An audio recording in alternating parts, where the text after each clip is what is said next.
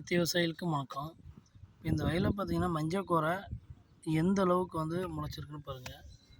வயல் ஃபுல்லாக பார்த்தீங்கன்னா இந்த மஞ்சக்கோரை தான் அதிகமாக இருக்குது. ஸோ இப்போ இந்த வீடியோ எதுக்காண்டி நான் போடுறேன் அப்படின்னு கேட்டிங்கன்னா, நம்ம பயன்படுத்தும் போது மஞ்சக்கோரை எவ்வளோ உயரம் இருக்கணும் அப்படின்னு சொல்லிகிட்டு இருக்கோம், ரைட்டுங்களா? இப்போ இங்கே பார்த்தீங்கன்னா எல்லா வகையான ஸ்டேஜ்லேயும் மஞ்சக்கோரை இருக்குது. இது எடுத்துக்கிட்டிங்கன்னா கரெக்டான ஸ்டேஜ். இதில் அடிக்கும்போது மருந்து கண்டிப்பாக அப்சர்வ் பண்ணும் இந்த கலையோட உயரத்தில், ரைட்டுங்களா? அதே மாதிரி இந்த கலோட உயரமும் வந்து மருந்து அப்சர்வ் பண்ணிடும்.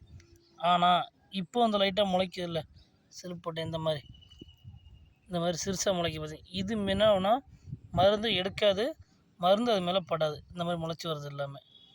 அப்போ என்னன்னா இது வந்து என்ன பண்ணும், நாள் பட இந்த களையெல்லாம் மேலே வரும்.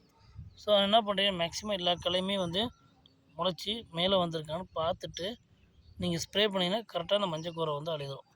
இந்த மஞ்சக்கோரை நீங்கள் ஸ்ப்ரே பண்ணி 3ஆவது நாள் பார்த்தீங்கன்னா இப்போது இதோட வேர் இவ்வளோ தான் இருக்குது, ரைட்டுங்களா?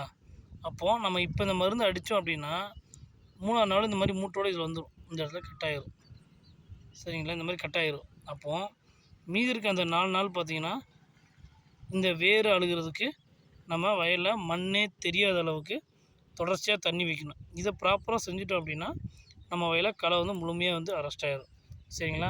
அதனால் மஞ்சக்கோரை எல்லாருமே கொஞ்சம் இந்த அளவுக்கு உயரம் வர விட்டு அடிங்க, அதான் ரொம்ப ரொம்ப நல்லது, சரிங்களா? இந்த அளவுக்கு மஞ்சக்கோரையோட உயரம் ஸ்டேஜ் கொஞ்சம் வரட்டு அடிங்க, ஆரம்ப ஸ்டேஜில் அடிக்காதீங்க. தேங்க்யூ.